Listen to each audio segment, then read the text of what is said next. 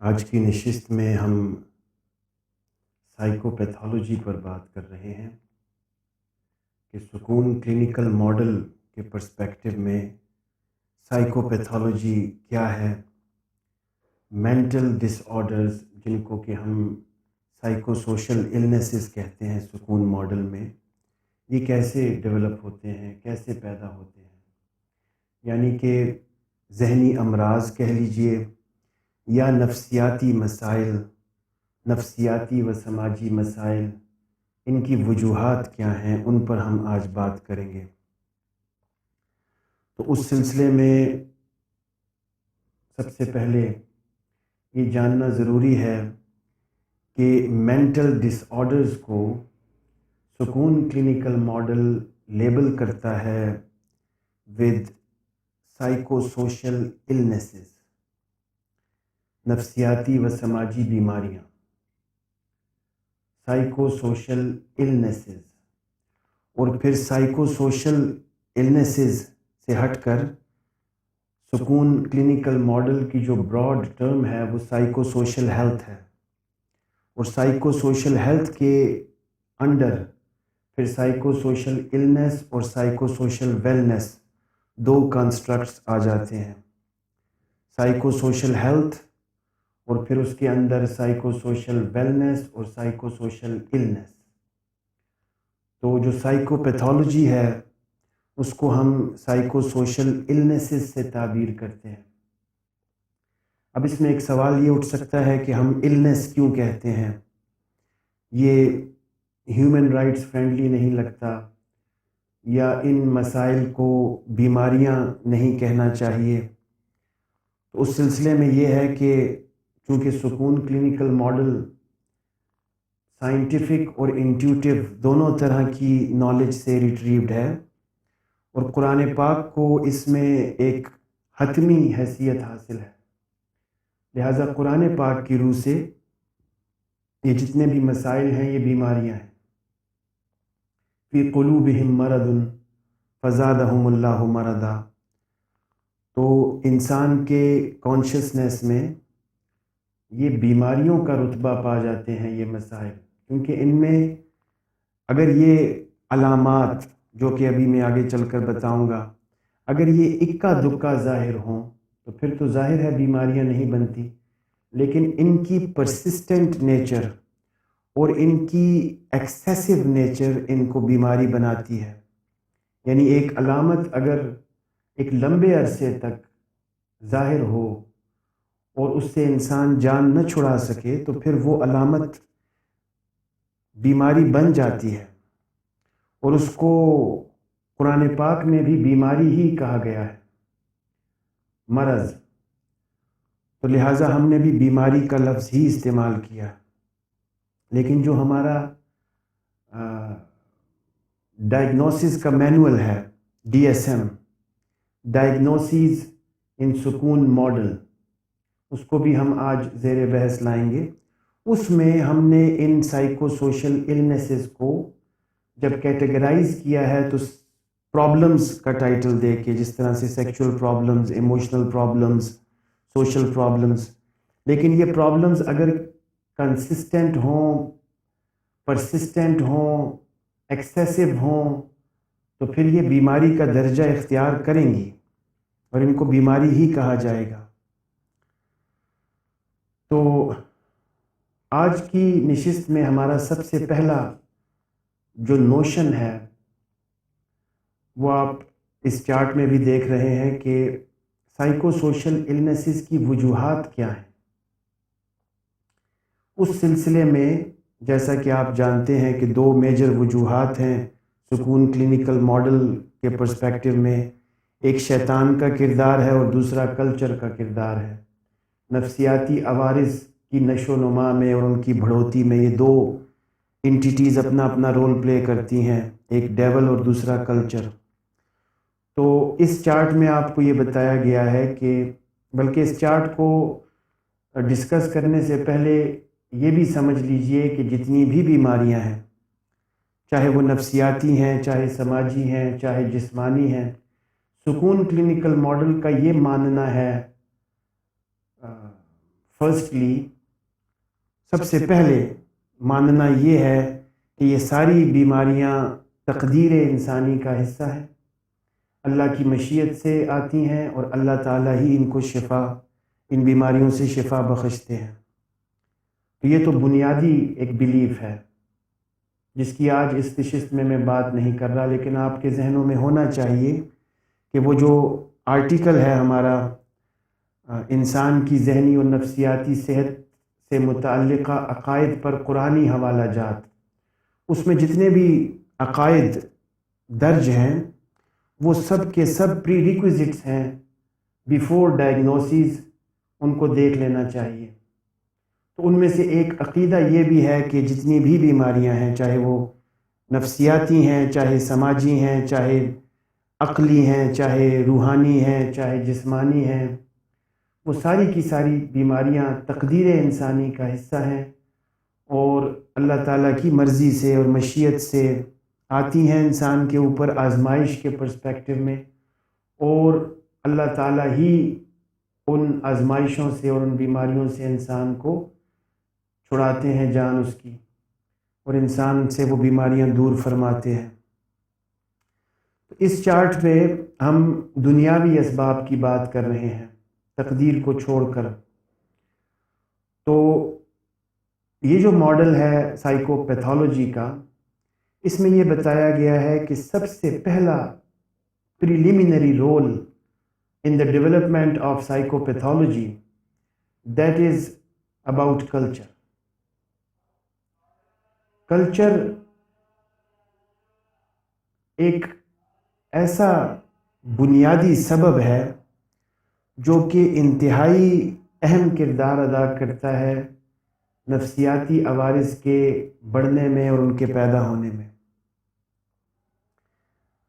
اب کلچر کو تھوڑا سا سمجھ لیجئے کہ کلچر ہے کیا۔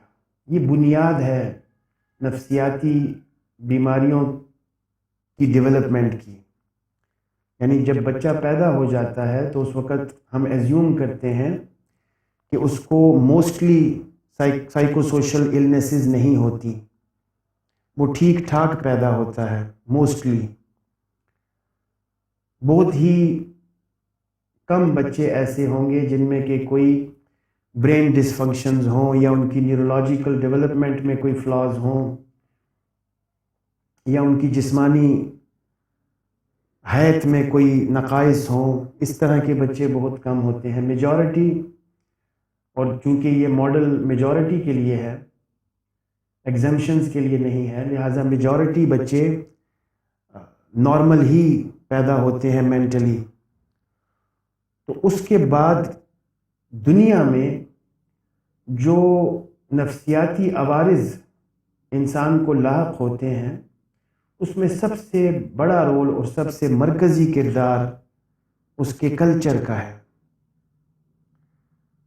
کلچر کہتے ہیں شیئرڈ وے آف لائف، وہ رسم و رواج، وہ رسومات، زندگی گزارنے کے وہ کامن طریقے، وہ لائف سٹائل، وہ مشترکہ علم جو کہ کسی سوسائٹی میں سارے انسان جو سوسائٹی میں رہتے ہیں وہ شیئر کرتے ہیں آپس میں، اس سے کلچر بنتا ہے۔ تو میں اپنے پچھلی نشستوں میں بھی یہ چیزیں واضح کر چکا ہوں کہ پاکستان میں چونکہ کلچر ایک نہیں ہے، ایک ہی شہر میں مختلف کلچرز ہیں اور shared way of life common نہیں ہے۔ لوگوں کے لائف سٹائلز میں ڈفرینسز ہیں، لوگوں کے خیالات میں ڈفرینسز ہیں، لوگوں کے لباس میں ڈفرینسز ہیں، لوگوں کی سوچ میں ڈفرینسز ہیں، ایٹیٹیوڈز میں ڈفرینسز ہیں، ایپٹیٹیوڈز میں ڈفرینسز ہیں۔ تو شیئرڈ کلچر کا فینومینن یہاں پر امپلیکیبل نہیں ہے۔ پہلی بات تو یہ، اگر شیئرڈ کلچر ہو بھی تب بھی کلچر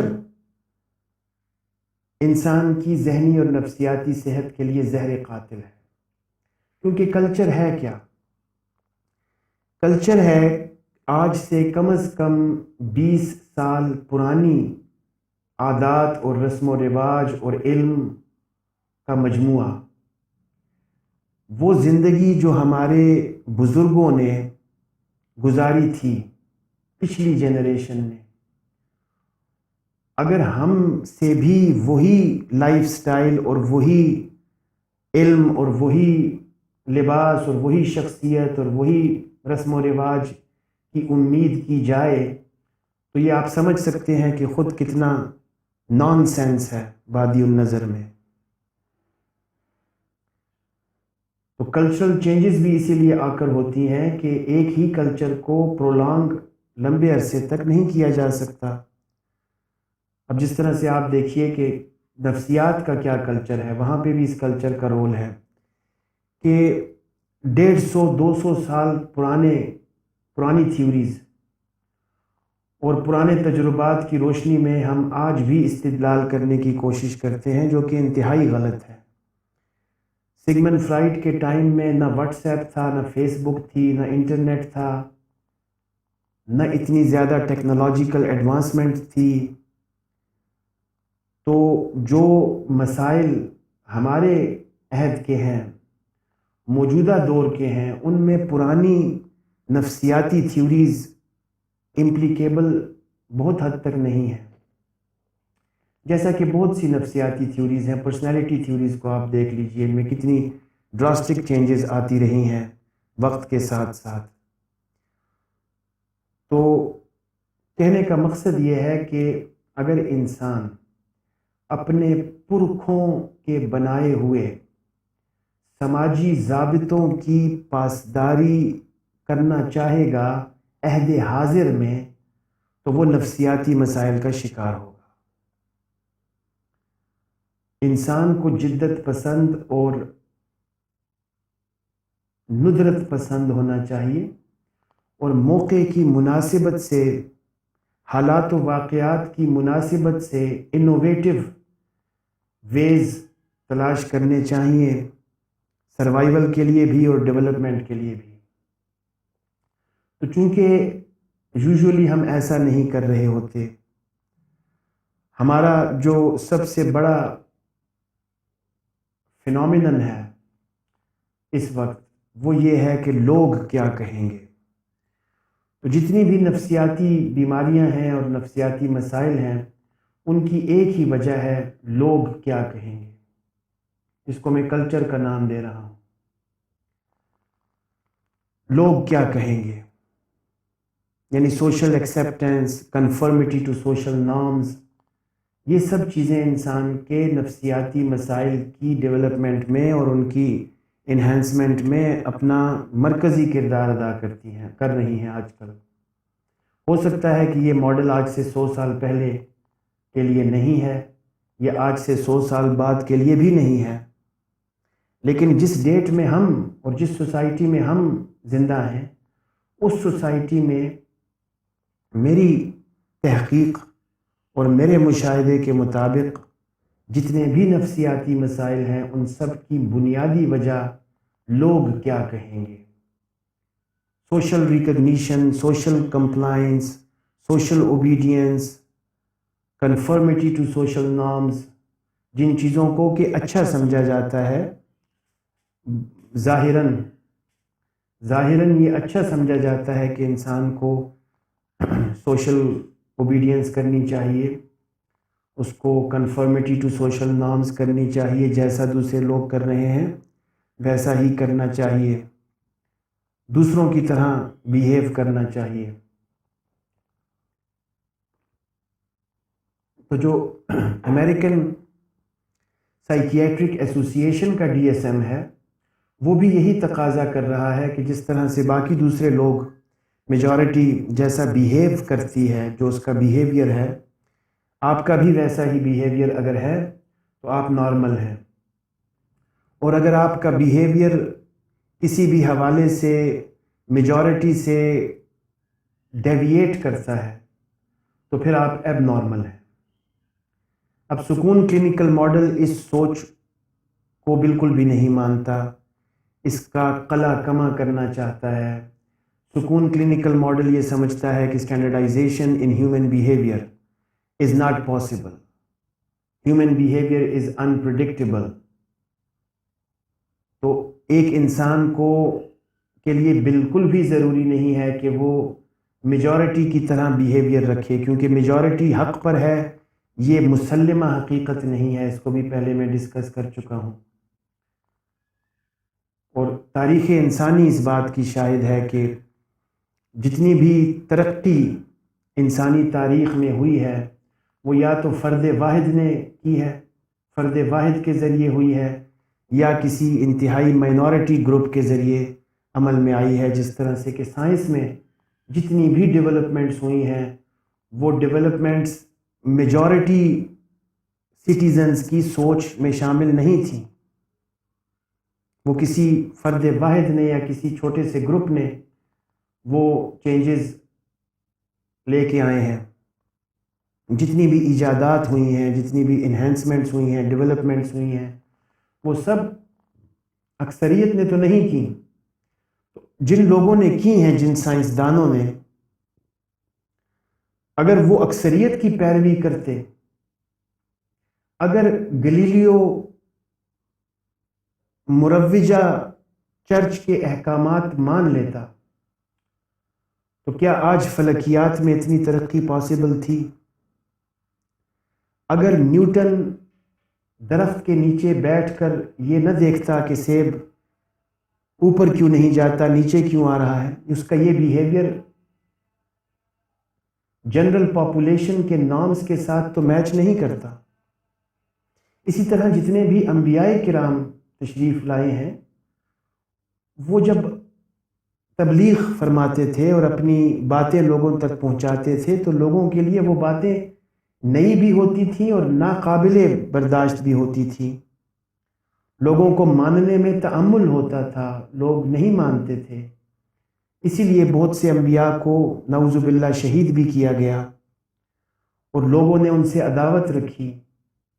تو اگر وہ انبیاء بھی اکثریت کی پیروی کرتے تو دین فروغ نہ پا سکتا۔ تو چاہے دین ہو، چاہے سائنس ہو، چاہے دانش ہو، چاہے فلسفہ ہو، جن کا مجموعہ بنتا ہے حق، تو حق کے پنپنے کے لیے معاشرے سے اور معاشرتی اقدار سے کٹنا ضروری ہے۔ اگر مروجہ معاشرتی اصولوں اور ضابطوں کی پابندی کی جائے گی تو حق کی تلاش مشکل ہو جائے گی اور حق کو پانا مشکل ہو جائے گا۔ تو یہ کسی بھی طرح سے دانشمندانہ نہیں ہے کہ زبان خلق کو نقارہ خدا سمجھو، بالکل نہ سمجھو۔ اگر ہم اس وقت عہد حاضر میں اپنی مروجہ سوسائٹی میں زبان خلق کو نقارہ خدا سمجھنے لگ جائیں تو پھر تو ہم اپنے دین سے کٹ کر ہی رہ جائیں، کیونکہ مروجہ سوشل نارمز تو کچھ اور بتاتے ہیں، وہ تو ہمیں کسی اور سمت لے کر جا رہے ہیں۔ تو لہٰذا سکون کلینیکل ماڈل یہ سمجھتا ہے کہ کلچر جو کہ مروجہ کلچر ہے، لوگ کیا کہیں گے، اس کو فالو کرنے سے اور لوگوں کو اپنی زندگی میں اس طرح سے شامل کر لینے سے کہ انسان اپنے ہر قول و فعل میں لوگوں کی اپروول کا، ایکسیپٹنس کا اور اپریزل کا محتاج ہو کر رہ جائے، اس تناظر میں کلچر نفسیاتی صحت کے لیے زہر قاتل ہے۔ اور اگر تو کوئی ایسا کلچر ہو کسی دنیا کے کسی حصے میں، کوئی ایسا کلچر ہو آج کل جو کہ فلاحی ہو، سارے انسانوں کی فلاح و بہبود پر مبنی رسم و رواج اور ضابطے رکھتا ہو، تو پھر وہ کلچر تو بہت بہتر ہوگا۔ ایسا کلچر، ایسا آئیڈیل کلچر جو کہ اپنے اندر بسنے والے تمام لوگوں کی ذہنی حالت، ان کی سماجی حالت، ان کی مالی حالت، ان کی روحانی حالت کو بہتر بنانے کے درپے ہو۔ اگر کوئی ایسا کلچر اویلیبل ہو تو پھر وہ نفسیاتی مسائل کے رستے میں رکاوٹ نہیں بنے گا، بلکہ نفسیاتی صحت کو فروغ دینے میں اپنا کردار ادا کرے گا۔ لیکن ایسے کلچر کی مثال ہمارے ہاں نہیں ہے۔ ہو سکتا ہے کہ کچھ دنیا کے کچھ حصوں میں ایسے کلچرز بھی ہوں جن کے اندر زندگی گزارنا نفسیاتی اور سماجی صحت کے فروغ کے لیے بہتر ہو۔ میری نظر سے گزرے نہیں ہے، ہر کلچر کے اپنے مسائل ہیں، لیکن اگر ایسے کوئی کلچر ہیں تو وہاں پر یہ ماڈل اپلیکیبل نہیں ہے۔ یہ ماڈل ہماری سوسائٹی میں ہمارے کلچر کو مد نظر رکھتے ہوئے ترتیب دیا گیا ہے، اور جب ہم اپنے کلچر کو نفسیاتی طور پر تجزیہ کرتے ہیں تو ہمیں پتہ چلتا ہے کہ جتنے بھی پیشنٹس اور کلائنٹس ہمارے پاس تشریف لاتے ہیں، جب ہم ان کے مسائل کو ڈیپلی سمجھنے کی کوشش کرتے ہیں اور ان کی وجوہات جاننے کی کوشش کرتے ہیں، تو دوسرے لوگوں کا جو کردار ہے بیچ میں وہ صاف ظاہر ہو جاتا ہے۔ لیکن دنیا کا کوئی بھی انسان اپنی مرضی سے ڈپریس نہیں ہونا چاہتا۔ کسی انسان کی یہ خواہش نہیں ہوتی کہ میں ڈپریس رہوں، میں اسکیزوفرینک ہو جاؤں، میں ایب نارمل ہو جاؤں، مجھ میں ریکرنگ تھاٹس آتی رہیں، مجھے ڈیلیوژنز ہوں، ہیلوسینیشنز ہوں۔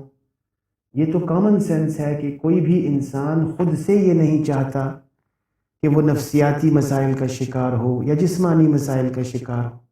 سب لوگ ہیلدی رہنا چاہتے ہیں۔ تو انسان خود تو یہ نہیں چاہتا کہ نفسیاتی مسائل مجھ پر حملہ آور ہوں۔ تو اگر خود نہیں چاہتا تو پھر کوئی اور فیکٹرز ہیں، کوئی ایکسٹرنل فیکٹرز ہیں جو کہ نفسیاتی مسائل پیدا کرتے ہیں۔ وہ ایکسٹرنل فیکٹرز شیطان بھی ہو سکتا ہے اور معاشرہ بھی ہو سکتا ہے۔ یہاں پر سکون کلینکل ماڈل کا بنیادی اختلاف ہے ویسٹرن سائیکو تھراپی سے اور ویسٹرن کلینکل سائیکالوجی سے اور ویسٹرن سائیکو پیتھولوجیکل تھیوریز سے۔ بنیادی اختلاف ہمارا یہ ہے کہ ویسٹرن کلینکل سائیکالوجی اکثر یہ سمجھتی ہے کہ انسان کے نفسیاتی مسائل کی بنیادی وجہ وہ انسان خود ہے، وہ خود وجہ ہے اپنے مسائل کی، اس کی اپنی اللاجیکل تھنکنگ، اس کے اپنے فالٹی بلیفز اور اس کی اپنی انویلڈ انالیٹیکل کیپیسٹیز، یعنی کہ چیزوں کو وہ صحیح طور پر سمجھ نہیں پا رہا، صحیح طور پر پرسیو نہیں کر پا رہا، اپنی پرابلم سالونگ صحیح طریقے سے نہیں کر پا رہا، اس کے پاس اتنا علم نہیں ہے، اتنی لاجک نہیں ہے، اتنا وزڈم نہیں ہے، لہٰذا وہ انسان خود اپنے نفسیاتی مسائل کی پہلی وجہ ہے۔ تو سکون کلینکل ماڈل اس سلسلے میں کلائنٹ کو، مریض کو مورد الزام بالکل بھی نہیں ٹھہراتا کہ وہ خود اپنے مسائل کی وجہ ہے۔ اگر اس میں جتنی بھی ڈیفیشنسیز ہیں اس کی وجہ وہ خود بالکل بھی نہیں ہے۔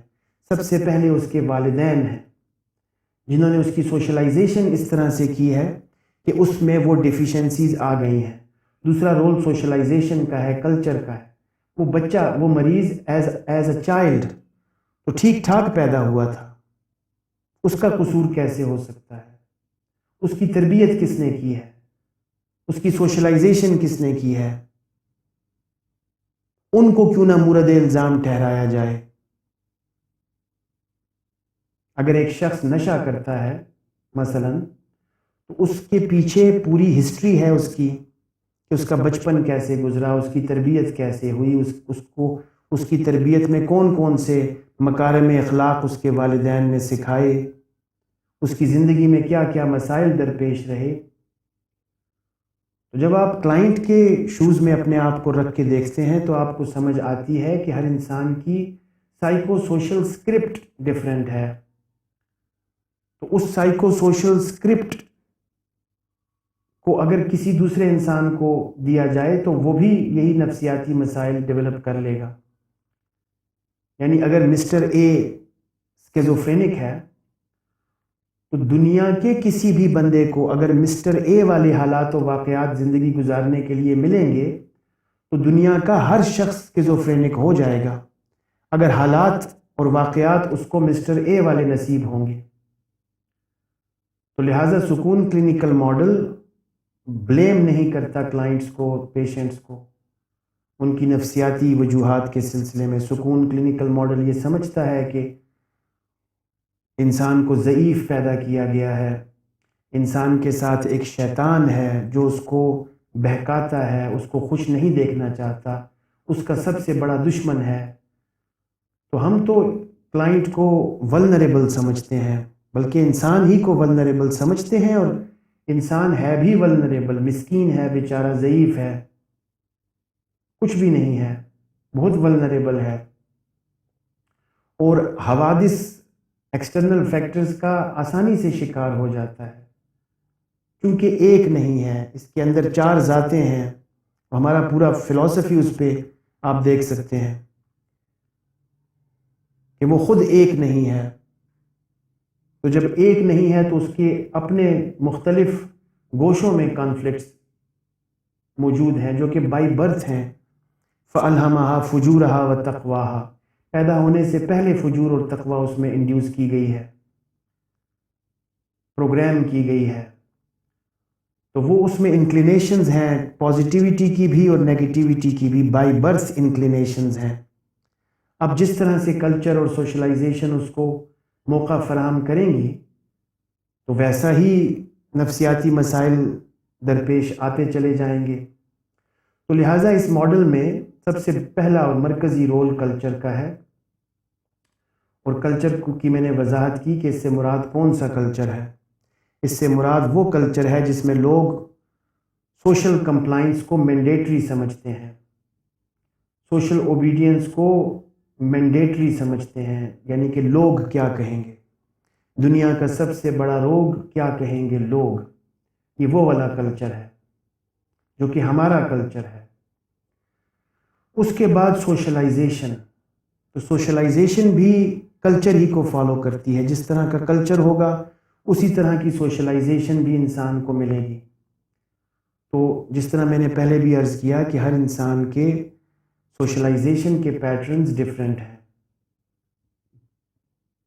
والدین ڈیفرنٹ ہیں، پیرنٹنگ سٹائلز ڈیفرنٹ ہیں، اسکولنگ ڈیفرنٹ ہے، ایجوکیشن ڈیفرنٹ ہے، پیر ایسوسیشن ڈیفرنٹ ہے۔ تو اگر مسٹر اے اسکیزوفرینک ہے تو اس کی جس طرح سے سوشلائزیشن ہوئی ہے، اگر وہ دنیا کے کسی بھی انسان کی ویسی ہی سوشلائزیشن ہوئی ہوتی تو دنیا کا کوئی بھی انسان اسکیزوفرینک ہو سکتا تھا۔ یہ ہے ہمارا ماننا کہ کلچر اور سوشلائزیشن، اور پھر اس کے بعد ایکسپیرینسز جو کہ سوشلائزیشن کا نتیجہ ہیں، اس میں پازیٹیو ایکسپیرینسز بھی ہیں اور اس میں نیگیٹیو ایکسپیرینسز بھی ہیں، لیکن ایکسپیرینسز اپنا کردار ادا کرتے ہیں، حالات و واقعات، ایونٹس اپنا رول پلے کرتے ہیں۔ اور اس کے بعد آخر میں ان تین چیزوں کے بعد کلچر، سوشلائزیشن اور ایکسپیرینسز، یہ ترتیب وار اپنا اپنا رول پلے کرتے ہیں۔ کلچر سب سے امپورٹنٹ ہے، سوشلائزیشن اس کے بعد سیکنڈ نمبر پہ امپورٹنٹ ہے، پھر ایکسپیرینسز امپورٹنٹ ہیں، امپورٹنٹ فیکٹر ہیں، کنٹریبیوٹنگ فیکٹر ہیں ٹورڈز سائیکو سوشل النیسز۔ تو پہلا جو the most important contributing factor in the development of psychopathology is culture. Secondly socialization ہے، thirdly experiences ہیں، اور پھر fourthly انسان کی cognition، یعنی کہ اس کی intelligence، اس کا intellect، cognitive intelligence اگر کمزور ہے تو چانسز بڑھ جائیں گے نفسیاتی مسائل کی نشو و نما میں، اور اگر انٹیلیجنس اس کی شاندار ہے، اس کی سوچ لاجیکل ہے اور اس کا آئی کیو بہتر ہے، چیزوں کو اچھے طریقے سے انالائز کر سکتا ہے، پرابلمس کو سالو کر سکتا ہے، ڈیسیجن میکنگ میں کوئی پرابلم نہیں ہے، تو پھر چانسز کم ہو جائیں گے۔ اسی طرح سے اگر شیطان اس کی زندگی میں اپنا رول بھرپور طریقے سے پلے کر رہا ہے اور اس انسان نے شیطان کو نہیں شناخت کیا اب تک، اور شیطان کے واروں سے بچنے کے لیے کوئی حکمت عملی ترتیب نہیں دی، تو پھر بھی نفسیاتی اور سماجی مسائل کے چانسز بڑھ جائیں گے۔ اور اگر انسان نے اپنے شیطان کو پہچان لیا ہے، اس کی شناخت کر چکا ہے اور اس کے کردار کو اپنی نفسیاتی صحت کی خرابی میں تسلیم کر چکا ہے، تو پھر وہ اس سے بچنے کی بھی کوشش کرے گا، تو لہٰذا اس کے نفسیاتی صحت بھی بہتر ہو جائے گی۔ تو یہ جو چھوٹا سا ایک خاکہ پیش کیا آپ کے سامنے ایک چارٹ کی شکل میں، اس سے سکون کلینکل ماڈل کی سائیکو پیتھولوجیکل ایزمپشنز واضح ہوتی ہیں کہ سکون کلینکل ماڈل یہ سمجھتا ہے کہ کم از کم ہمارے معاشرے میں اور کم از کم عہد حاضر میں جتنے بھی نفسیاتی اور سماجی مسائل ہیں جن کا آگے چل کر میں تذکرہ کروں گا، وہ سارے کے سارے نفسیاتی اور سماجی مسائل اور نفسیاتی اور سماجی بیماریاں، ان میں سب سے اہم ترین کردار کلچر کا ہے، سوشل کمپلائنس کا ہے۔ اس کے بعد سوشلائزیشن اپنا رول پلے کرتی ہے، اس کے بعد ایکسپیرینسز اپنا رول پلے کرتے ہیں۔ اس طرح ایموشنل بریک اپ ایک ایکسپیرینس ہے، تو جس انسان کو وہ ایکسپیرینس ہوا ہے وہ زیادہ ولنریبل ہے ٹورڈز ایب نارمیلٹیز یا سائیکو سوشل النیسز، اور جس کو کبھی وہ ایکسپیرینس ہوا ہی نہیں ہے تو وہ کیا جانے اس کی کانسیکوینسز کو۔ اسی طرح ڈپریشن ہے، وہ بھی کسی نہ کسی ایکسپیرینس کے نتیجے میں۔ سیپریشن انگزائٹی ڈس آرڈر ہے، بچوں کو ہوتا ہے، تو والدین ایک ایکسپیرینس کرواتے ہیں نا، ان کو اکیلا چھوڑتے ہیں تو تب وہ ڈس آرڈر ڈیولپ ہوتا ہے۔ تو ڈس آرڈر جو ہے وہ ایکسپیرینس کے نتیجے میں ڈیولپ ہو رہا ہے، اگر وہ ایکسپیرینس نہ ہوتا تو وہ ڈس آرڈر بھی نہ ہوتا۔ تو کلچر، سوشلائزیشن، ایکسپیرینسز، اور پھر اس کے بعد دا رول آف ڈیول اور فالٹی کگنیشن، ان سب چیزوں کی مدد سے انسان نفسیاتی اور سماجی بیماریاں پیدا کرتا ہے، خود میں اس میں پیدا ہوتی ہیں، اور وہ ان سب مسائل میں قصوروار ہرگز نہیں ہے۔ یہ ہمارا بنیادی موقف ہے۔ جیسا کہ دیکھیے کہ کوئی انسان اگر کسی کو بلڈ کینسر ہے اور وہ فزیشین کے پاس تشریف لے جاتا ہے، تو فزیشین کبھی بھی اس کو یہ نہیں کہتا کہ اس کی وجہ آپ خود ہیں، اپنے بلڈ کینسر کو بنانے میں اس کی وجہ آپ خود ہیں۔ یا کسی انسان کو کوئی بدہضمی بھی ہو جائے، کوئی پیٹ کی مسئلہ ہو، کوئی ایون نزلہ زکام کھانسی بھی ہو، کولڈ ہو، کسی انسان کو کولڈ ہو، سمپل کولڈ ہو، تو کبھی کسی جنرل فزیشین نے اس کو یہ مورد الزام ٹھہرایا ہے کہ یہ تمہاری اپنی وجہ سے ہے، تمہیں جو زکام ہو رہا ہے اس کی وجہ تم خود ہو، تم نے اپنا کیئر نہیں کیا، تم نے موسم کا خیال نہیں رکھا، تم ٹھنڈے پانی سے نہائے ہو، لہٰذا تم مجرم ہو۔ تو مجرم تو کبھی کسی نے نہیں ٹھہرایا، لیکن نفسیاتی مسائل میں ہم اکثر یہ دیکھتے ہیں، ہمارے مشاہدے میں یہ بات آتی ہے کہ مینٹلی ال لوگوں کو اسٹگمیٹائز کیا جاتا ہے، ان کو کرٹیسائز کیا جاتا ہے، ان کو جج کیا جاتا ہے کہ وہ خود اس مسئلے کی وجہ ہیں، انہوں نے خود کوئی بہت بڑی غلطی کر دی ہے۔ تو سکون کلینکل ماڈل ان ایزمپشنز کو بالکل نہیں مانتا، اور ہم اپنے کلائنٹ کو اور اپنے پیشنٹ کو قصوروار نہیں سمجھتے، بلکہ ولنریبل سمجھتے ہیں، بیچارہ سمجھتے ہیں، مسکین سمجھتے ہیں، ہمدردی کے قابل سمجھتے ہیں۔ اور ہم جب الزام دیتے ہیں تو ہم الزام دیتے ہیں اس کے شیطان کو، اس کے سوشلائزیشن کو، اور اس کے کلچر کو الزام دیتے ہیں۔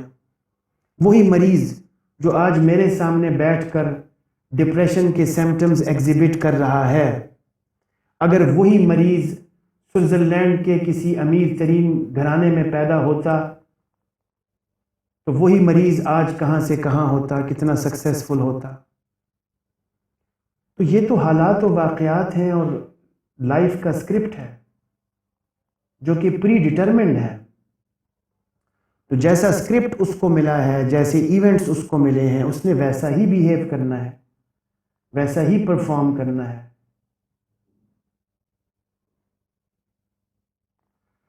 اس چھوٹے سے خاکے کے بعد ہم اب جتنے بھی سیگمنٹس ہیں جو کہ ہمارے ڈی ایس ایم میں، یعنی کہ ڈائگنوسز ان سکون ماڈل کے ڈاکیومنٹ میں، جو 2 صفحے کا ایک ڈاکیومنٹ ہے اور ویب سائٹ سے آسانی سے اویلیبل ہے، اس 2 صفحے کے ڈاکیومنٹ میں جتنے بھی سیگمنٹس ہیں سائیکو سوشل النیسز کے، ان کو ہم 1 بائی 1 ڈسکس کریں گے اور دیکھیں گے کہ کس طرح سے ہمارا جو یہ ماڈل ہے سائیکو پیتھولوجی کا، یہ فٹ بیٹھ رہا ہے ان سب سمٹمز میں. اور یہ سمٹمز میں 1 بائی 1 آپ کو بتاتا چلا جاؤں گا اور آپ محسوس کریں گے کہ ان سمٹمز کی جو وجوہات ہیں ان میں کلچر کا، سوشلائزیشن کا، ایکسپیرینسز کا، ڈیول کا اور انسان کی فالٹی کگنیشن کا کیا رول ہو سکتا ہے. اور دوسرا مقصد ان سمٹمز کو آج کی نشست میں ڈسکس کرنے کا یہ بھی ہے کہ تشخیص کے سلسلے میں جو سکون کلینکل ماڈل جس ڈی ایس ایم کو فالو کرتا ہے، جو 2 صفحے کا ڈاکیومنٹ ہے، چیک لسٹ ہے، یہ بھی آپ تفصیلاً دیکھ سکیں اور اس کو بھی میں ڈسکس کروں گا تاکہ آپ کو یہ اندازہ ہو کہ سائیکو سوشل النیسز کون کون سی سکون کلینکل ماڈل میں ایکسیپٹیبل ہیں، سکون کلینکل ماڈل ان کو بیماری سمجھتا ہے. تو اس 2 صفحے کے ڈاکیومنٹ میں، جس کا نام ڈائگنوسز ان سکون ماڈل ہے، جو کہ ایبریویٹڈ ہے ایز ڈی ایس ایم، اس 2 صفحے کے ڈاکیومنٹ میں سب سے پہلا جو ڈومین ہے سائیکو سوشل النیسز کا، وہ ہے سیکشول پرابلمز، اور اس میں پھر 3 کلسٹرز ہیں اے بی سی. تو ان کے سمٹمز کو ہم دیکھتے ہیں. لیس اور no interest in understanding one's sexuality. تو کسی انسان کو یہ دلچسپی ہی نہ ہو کہ سیکشولیٹی ہوتی کیا ہے، میری سیکشولیٹی کا کیا لیول ہے، میری سیکشولیٹی کس حد تک پوری ہو رہی ہے اور کس حد تک پوری نہیں ہو رہی. اگر کسی شخص کو دلچسپی ہی نہیں ہے، جو کہ کلچر نے پیدا ہونے ہی نہیں دی، تو یہ ایک نفسیاتی بیماری ہے. دلچسپی کا نہ ہونا، اپنی ذات میں تحقیق کرنے کا اور کھوج لگانے کا، اور اپنے عرفان میں اوورآل اگر اس کو یوں بیان کروں کہ اپنی ذات کے عرفان میں دلچسپی نہ ہونا، یہ ایک نفسیاتی مرض ہے.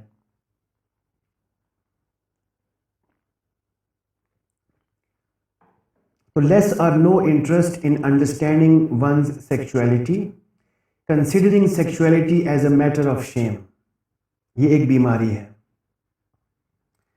شہوانی خواہشات کو اور شہوت کو ایک باعث شرم چیز سمجھنا، جو کہ کلچر نے اور سوشلائزیشن نے سکھائی ہے، یہ ایک بیماری ہے. تو آپ اکثر دیکھتے ہیں کہ ہمارے معاشرے میں جب بچوں کی سوشلائزیشن ہوتی ہے تو ان کو بہت سی ایسی چیزیں سکھائی جاتی ہیں جن سے کہ وہ یہ سمجھ بیٹھتے ہیں کہ یہ جو سیکشل آرگنز ہیں یہ گندے ہیں، ان کو ٹچ نہیں کرنا چاہیے، ان کو دیکھنا نہیں چاہیے، ان سے دور رہنا چاہیے. اس طرح کی باتیں کرنا بھی باعث شرم ہے. ایون ایڈلٹس کیا کہ ایون میری ایک تحقیق ہے، ایون میریڈ کپلز آپس میں جنسی اور شہوانی مسائل پر اور جنسی اور شہوانی عنوانات پر، ٹاپکس پر بات نہیں کر پاتے ڈیو ٹو کلچر. کرنا چاہتے ہیں اور نہیں کر پاتے کیونکہ یہ چیزیں بد اخلاقی کے اور بے شرمی کے زمرے میں آتی ہیں. تو سکون کلینکل ماڈل کے پرسپیکٹو میں یہ ایک نفسیاتی بیماری ہے، considering sexuality as a matter of shame. پھر ڈیفیشنسی ان سیکشول انٹیلیجنس. تو اب یہ جو 8 ڈومینز ہیں اس ڈی ایس ایم میں، اس میں ہر ڈومین میں آپ دیکھیں گے کہ کسی نہ کسی انٹیلیجنس کا تذکرہ ملتا ہے. تو سکون کلینکل ماڈل چونکہ یہ سمجھتا ہے کہ انسانی ذہانت کی 8 اقسام ہیں، 8 شعبے ہیں، تو ہر ڈومین کے ساتھ ایک ذہانت کا ایک اپنا شعبہ وابستہ ہے. تو سیکشول انٹیلیجنس بھی ایک قدرے نیا فینومینن ہے، اور میں نے پہلے بھی عرض کیا کہ دنیا کا تیسرا محقق میں ہوں جس نے اس پہ کام کیا ہے، ابھی یہ نیا ہے بالکل، تو یہ وقت کے ساتھ ساتھ اس پر مزید کام ہوگا اور سیکشول انٹیلیجنس کے بارے میں لوگ جانیں گے۔ لیکن سیکشول انٹیلیجنس بنیادی طور پر کیا ہے؟ سیکشول انٹیلیجنس اپنی شہوانی اور جنسی ضروریات کو جاننے، سمجھنے اور ان پر عمل کرنے کا نام ہے۔ یعنی کہ انسان کو اتنی ذہانت حاصل ہونی چاہیے کہ اس کو اپنی شہوانی ضروریات سے کما حقہ آگاہی ہو، اور پھر دوسروں کی شہوانی اور جنسی ضروریات سے بھی اور خواہشات سے بھی اس کو آگاہی ہو۔ یعنی اگر کوئی میرڈ کپل ہے تو میاں بیوی دونوں کو ایک دوسرے کی شہوانی اور جنسی خواہشات کے بارے میں پتہ ہونا، قابل قبول حد تک پتہ ہونا، یہ سیکشول انٹیلیجنس ہے۔ اور اگر پتہ نہیں ہے تو they are not sexually intelligent, اور اس سے بہت سے مسائل پھر پیدا ہوں گے۔ ڈیفیشنسی اور absence of sexual fantasies and desire for sexual activity. ابھی جتنی چیزیں میں گنوا رہا ہوں، اس میں سے جو چیزیں میں سمجھتا ہوں کہ وہ سکون کلینکل ماڈل نے نئی پروپوز کی ہیں، ان کی میں ساتھ ساتھ تھوڑی بہت ایکسپلینیشن بھی کرتا چلا جاؤں گا، اور جو چیزیں آلریڈی امریکن سائیکیاٹرک ایسوسی ایشن کے DSM سے لی گئی ہیں، انکارپوریٹ کی گئی ہیں، ان کے بارے میں پھر میں زیادہ تفصیل میں نہیں جاؤں گا، چونکہ آپ وہ آلریڈی کلینکل سائیکالوجی میں پڑھ چکے ہیں، دیکھ چکے ہیں۔ تو means persistent inability to attain اور maintain erection, means persistent pre mature ایجیکولیشن، women's persistent inability to have orgasm or an adequate lubrication swelling response of sexual excitement, women's experience of genital pain before, during or after sexual intercourse, sexual activity with a prepubescent child, deriving sexual excitement from the physical or psychological suffering of the victim۔ یہ جو چیزیں ہیں یہ DSM-5 سے incorporated ہیں، اور آپ پہلے بھی ان چیزوں کو دیکھ چکے ہیں۔ یہ ساری کی ساری علامات اگر کسی انسان میں ہوں، ان میں سے کوئی بھی علامت اگر کسی انسان میں، یہ پورے کا پورا جو 2 صفحے کا ڈاکیومنٹ ہے DSM، اس میں چیک باکسز ہیں، چیک لسٹ ہے، اس میں اگر کسی ایک باکس میں بھی چیک ہو جاتا ہے تو وہ بندہ اس حوالے سے نفسیاتی مریض ہے۔ اس میں DSM-5 کی طرح ایسا نہیں ہے کہ 10 میں سے 5 سمپٹمز کا ہونا ضروری ہے، نہیں، کسی ایک بھی سمپٹم، کیونکہ یہ بڑے سمرائزڈ سمپٹمز ہیں یہاں پہ، تو کسی ایک بھی سمپٹم پر اگر چیک لگ جائے تو وہ بندہ اس حوالے سے، یعنی فار ایگزامپل اب یہ سیکشول ڈومین میں سیکشول پرابلمز ہیں، تو ان سیکشول پرابلمز میں اگر کسی ایک بھی باکس میں چیک لگ جائے گا، کوئی ایک بھی سمپٹم پریویلنٹ ہوگا، تو وہ بندہ سیکشولی ڈسٹربڈ ہے اور وہ سائیکو سوشلی ال ہے۔ اب یہ سکون سائیکو تھراپسٹ کا رول ہے، اس کا کام ہے کہ وہ دیکھے کہ یہ جو علامت کلائنٹ مجھے بتا رہا ہے، کیا یہ علامت پرسسٹنٹ اور ایکسیسو ہے یا نہیں ہے۔ 2 چیزوں کا خیال ضرور رکھے گا کہ وہ علامت پرسسٹنٹ ہو، یعنی ایک سفیشینٹ لمبے عرصے سے جاری ہو۔ اب وہ سفیشینٹ لمبا عرصہ ڈفر کر سکتا ہے فرام پرابلم ٹو پرابلم، کسی میں 3 مہینے، کسی میں 6 مہینے، کسی میں 1 دن بھی، کسی میں 1 لمحہ بھی۔ 1 لمحہ بھی اگر کوئی اللہ کی یاد سے غافل ہے تو وہ نفسیاتی مریض ہے ہمارے پرسپیکٹو میں۔ تو دوسرے لمحے اس کو اللہ یاد آ جائیں تو وہ پھر نفسیاتی طور پر ٹھیک ہے، لیکن جس لمحے میں غافل رہا اس لمحے میں وہ نفسیاتی مریض تھا بیچارہ۔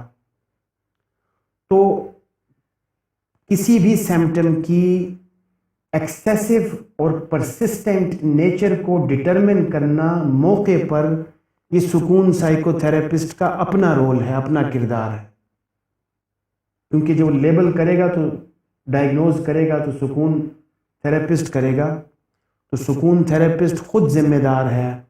اگر وہ لیبل کرتا ہے کسی کو اور کسی کو ڈائگنوز کرتا ہے تو یہ اس کے دیکھنے کا کام ہے کہ وہ اچھی طرح چھان پھٹک کرے کہ اس علامت کی ایکسیسو اور پرسسٹنٹ نیچر کیا ہے اور اس کے کتنے نیگیٹو کانسیکوینسز اس مریض پر، اس کے گھر والوں پر اور اس کی روٹین پر پڑ رہے ہیں۔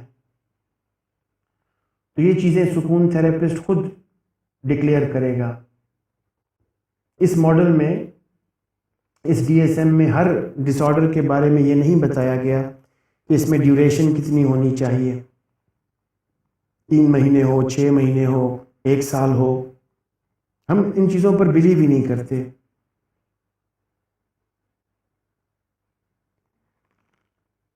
فار ایگزامپل ایک شخص ہے، اس کو میجر ڈپریسو ڈس آرڈر ہے، تو جو ویسٹرن سائیکو تھراپسٹ ہے وہ یہ دیکھے گا کہ یہ سمپٹمز 6 مہینے سے ہیں یا نہیں ہیں، تو ٹریٹ پر فوکس کرے گا۔ ہم ٹریٹ پر فوکس نہیں کرتے، ہم سٹیٹ پر فوکس کرتے ہیں۔ آج کے موجودہ لمحے میں اگر یہ پرابلم ہے تو یہ پرابلم ہے، پچھلے 6 مہینے گئے بھاڑ میں، پچھلے 6 مہینوں سے ہمیں کوئی غرض نہیں ہے۔ ہمارا کلائنٹ آج کی ڈیٹ میں ہمارے پاس موجود ہے، تشریف رکھتا ہے، اگر اس کو آج کی ڈیٹ میں مسائل ہیں تو وہ ہمارے لیے مسائل ہیں، چاہے وہ 6 مہینے سے ہیں یا نہیں ہیں۔ آپ اندازہ لگائیں کہ کسی شخص کو 6 مہینے ویٹ کرنا پڑے گا کہ لیٹس سی کہ 6 مہینے میں یہ سمپٹمز کتنے بڑھتے ہیں، تو 6 مہینے بعد پھر میں سائیکیٹرسٹ کے پاس جا کر گولیاں لوں، 6 مہینے تو انتظار کروں نا۔ آپ اندازہ لگا سکتے ہیں کیا بیہودگی چل رہی ہے؟ یعنی کہ میں ایک سائیکیٹرسٹ ہوں فار ایگزامپل، ایک اچھا پروفیشنل سائیکیٹرسٹ اگر ہوں فار ایگزامپل، تو میرے پاس ایک مریض آتا ہے مسٹر اے، اور مسٹر اے مجھے آ کے یہ کہتا ہے کہ مجھے کل صبح سے شام تک رونا آتا رہا، سوسائیڈل خیالات آتے رہے اور میں بہت پریشان رہا، میرا زندگی سے دل اچاٹ ہو گیا، مجھے کسی کام میں دل نہیں لگا، مجھے بہت برا لگا کل کا دن۔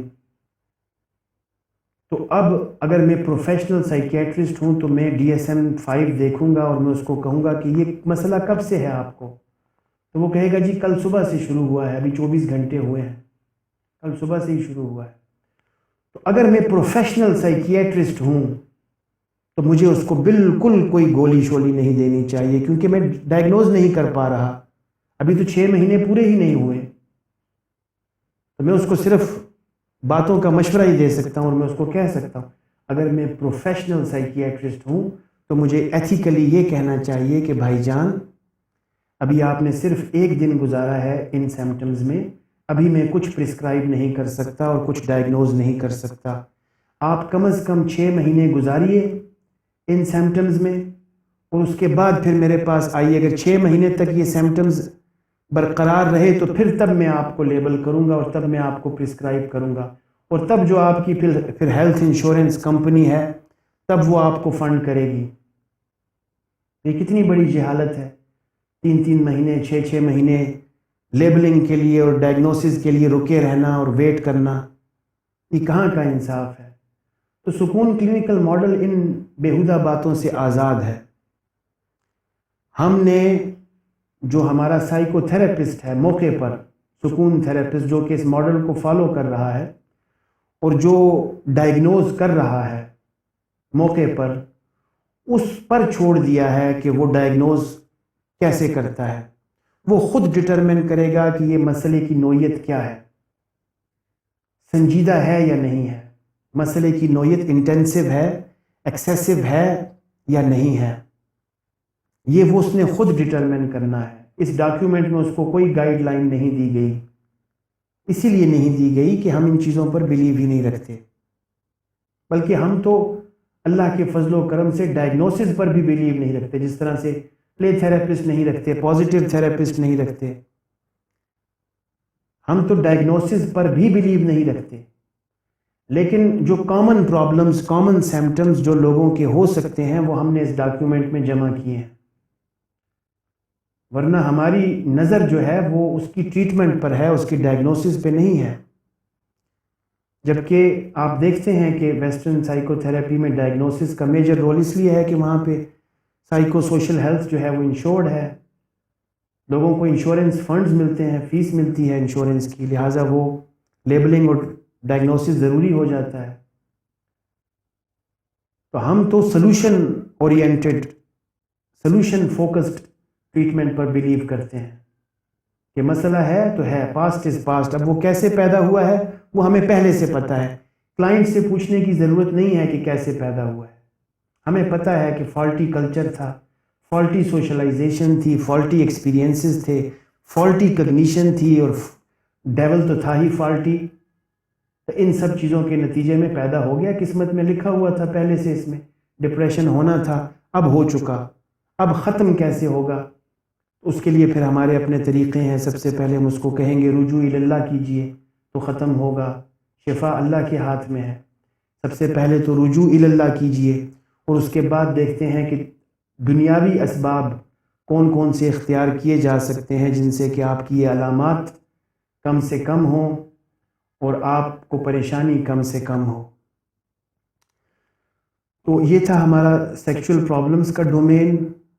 اس کے بعد ایموشنل پرابلمز کا دوسرا ڈومین ہے، اس میں بھی جو کلسٹر اے ہے، اس ڈاکیومنٹ میں جتنے کلسٹر ایز ہیں وہ سب نئے ہیں، وہ سب سکون کلینکل ماڈل کے اپنے ایجاد کردہ ہیں یہ سمپٹمز، اور نئے ہیں، DSM-5 میں نہیں ملیں گے آپ کو، اور سکون کلینکل ماڈل ان چیزوں کو بھی بیماری سمجھتا ہے۔ لیس اور no interest in understanding one's emotionality, یعنی اپنی ذات کے عرفان میں کوئی دلچسپی ہی نہیں ہے۔ Being unwilling for emotional arousal and discharge, جذبات کو کوئی اہمیت نہیں دے رہا، اپنے جذبات پر کو دباتا ہے، ان پر بند باندھتا ہے، ان کی ایگزیبیشن کی، ان کی assertiveness کی اہمیت کو نہیں سمجھتا، لہذا مریض ہے۔ being unable to be emotionally assertive، یعنی اپنی ایموشنز کو abruptly ایکسپریس نہیں کر پاتا، تو نفسیاتی مریض ہے۔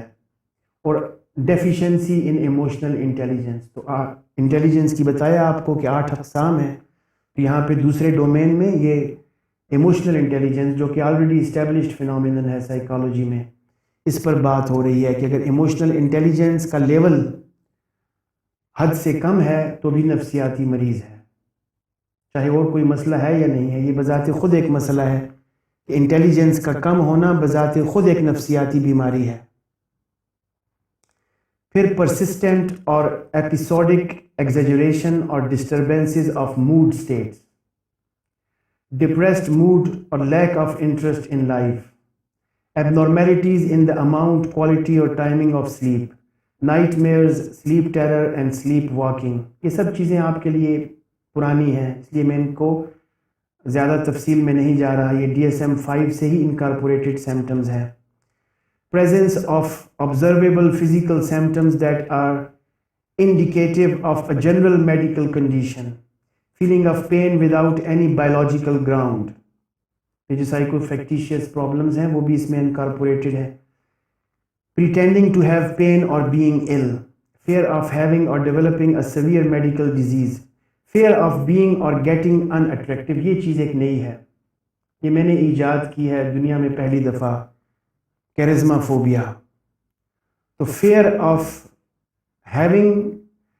of being or getting unattractive، خوبصورتی نہ ہونے کا یا خوبصورتی کم ہو جانے کا جو خوف ہے، اس کو میں کہتا ہوں کیرزما فوبیا، اور یہ دنیا میں پہلی دفعہ میں نے یہ اصطلاح پیش کی ہے اور اس مرض کو دریافت کیا ہے ہمارے معاشرے میں، اس کو بھی میں نے انکارپوریٹ کیا ہے، کیرزما فوبیا کو بھی اس جگہ۔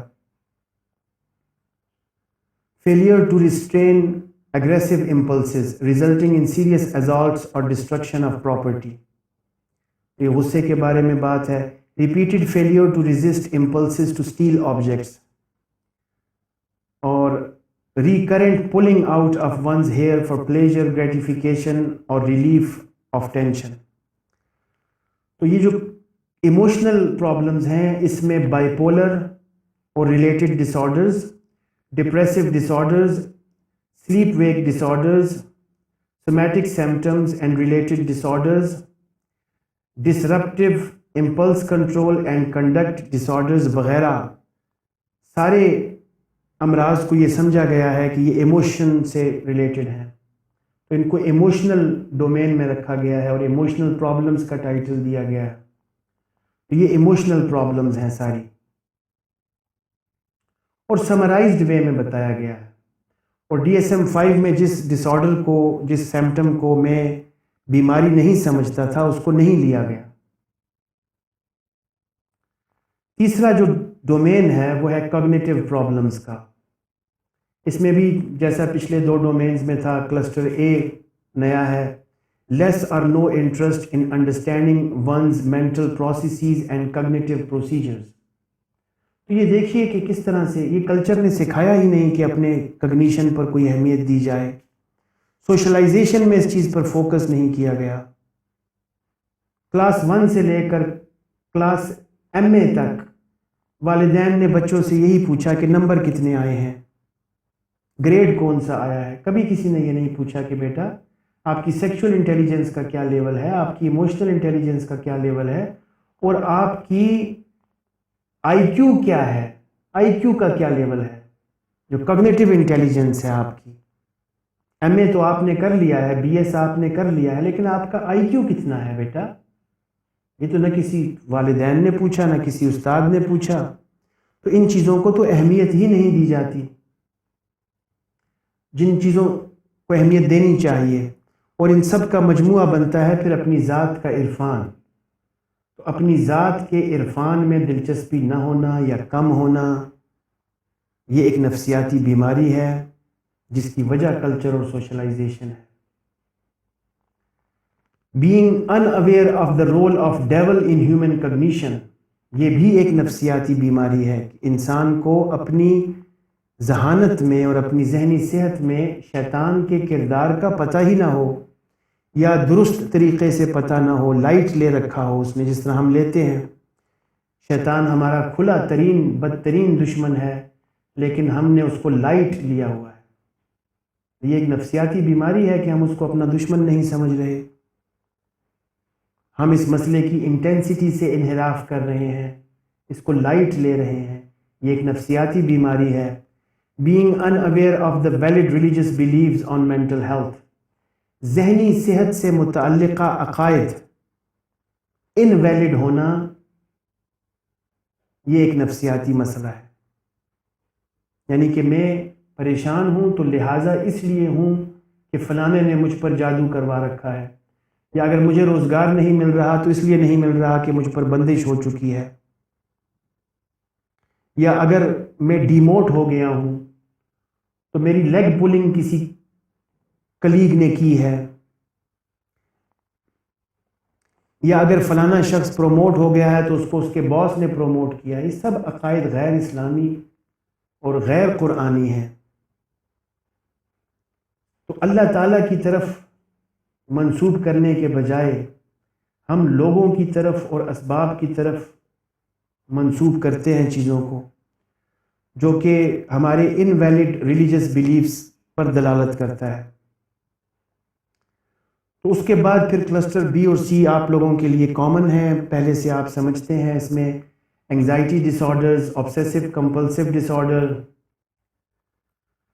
Trauma and stress related disorders اور ڈسوسیٹیو ڈس آرڈرز کو شامل کیا گیا ہے کوگنیٹو پرابلمز میں. پر ڈیفیشنسی ان کوگنیٹو انٹیلیجنس، یہ بھی کلسٹر A میں تھا. persistent feelings of anxiety, fear, worry, terror and related conditions. Panic attacks, avoidant behaviors to fearful situations, recurring irritating thoughts. یہاں پہ میں نے ایک لفظ ایڈ کیا ہے irritating thoughts، یعنی کہ تھاٹ بیماری اس وقت بنے گی ریکرنگ تو ہوگی، بار بار آئے گی، لیکن اگر اریٹیٹ نہیں کر رہی اور ریکرنگ ہے تو پھر وہ مسئلہ نہیں ہے. یعنی اگر اللہ کا خیال ہر لمحے ریکرنگ ہے لیکن اریٹیٹ تو نہیں کر رہا، لہٰذا بیماری نہیں ہے. اسی طرح سے اگر ایک بندہ محبت کر رہا ہے، مجازی پیار میں ہے کسی کے، اور اپنے محبوب کو ہر وقت سوچتا رہتا ہے، ہر وقت اپنے محبوب کا ہی دھیان اس کو رہتا ہے اور اس کے بارے میں سوچتا رہتا ہے، اس کی تھاٹس ریکرنگ ہیں، لیکن بیماری اس لیے نہیں ہے چونکہ اریٹیٹنگ نہیں ہے. تو ریکرنس کے ساتھ ساتھ اریٹیشن کا ہونا بھی مسٹ ہے، لہٰذا میں نے یہاں پہ اریٹیٹنگ کا ورڈ ایڈ کیا ہے. تو ریکرنگ اریٹیٹنگ تھاٹس ہیں. پھر اسی طرح سے ریچولسٹک بیہیویئر ہے، obsessions کے ساتھ ساتھ compulsions بھی ہیں. اریٹیٹنگ ٹرامیٹک میموریز بھی شامل کی گئی ہیں، لیکن اریٹیٹنگ کے لفظ کے ساتھ. اگر تو اریٹیٹنگ ہیں ٹرامیٹک میموریز تو پھر بیماری ہیں، اور اگر اریٹیٹ نہیں کر رہی تو پھر بیماری نہیں ہے. being persistently unable to recall important personal information and memories, persistent confusions about personal identity, disconnection with reality. اب یہ اسکیزوفرینیا آ گیا.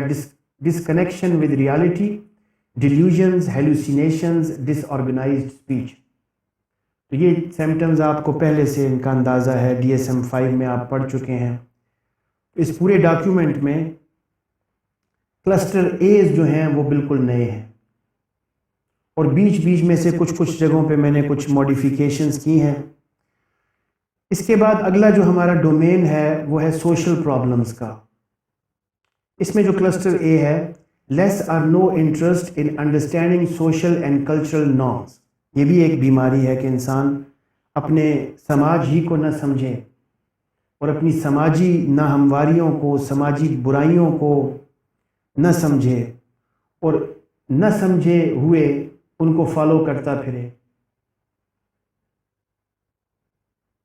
یعنی بہت سے انسٹنسز میں آپ لوگوں سے سنتے ہیں کہ ایسے نہیں کیا کرتے، ایسے نہیں کرتے، یہ اچھا نہیں ہوتا، ہم تو ایسا نہیں کرتے، ہماری فیملی میں تو ایسا نہیں ہوتا، ہمارے تو یہ نارمز نہیں ہیں. تو اگر آپ ان سے صرف وائی کا کوسچن پوچھیں کہ آپ ایسا کیوں نہیں کرتے، تو نہ ان کو کلچر کی ڈیفینیشن کا پتہ، نہ سوشل نارمز کا پتہ، نہ ویلیوز کا پتہ، نہ ثقافت کا، نہ تمدن کا، نہ تہذیب کا. بس ٹینیسٹی ہے، چونکہ دوسرے لوگوں کو یہ کہتے سنا ہے لہٰذا ہم بھی یہ کہہ رہے ہیں.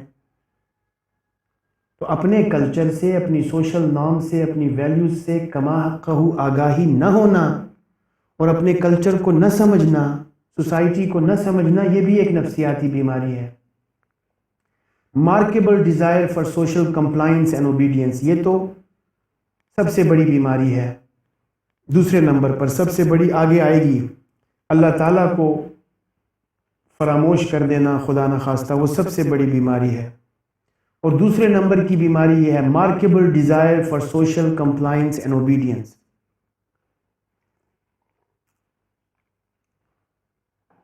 لوگ کیا کہیں گے. Deficiency in social intelligence. تو یہ 3 سمپٹم کلسٹر اے میں تھے جو کہ سکون کلینکل ماڈل کے پرسپیکٹو میں نئے تھے، اور یہ بہت ضروری ہیں. اس کے بعد کلسٹر بی ہے جو کہ آپ لوگوں کے لیے شناسا ہے، چونکہ اس کو DSM-5 میں پرسنالٹی ڈس آرڈرز کہتے ہیں.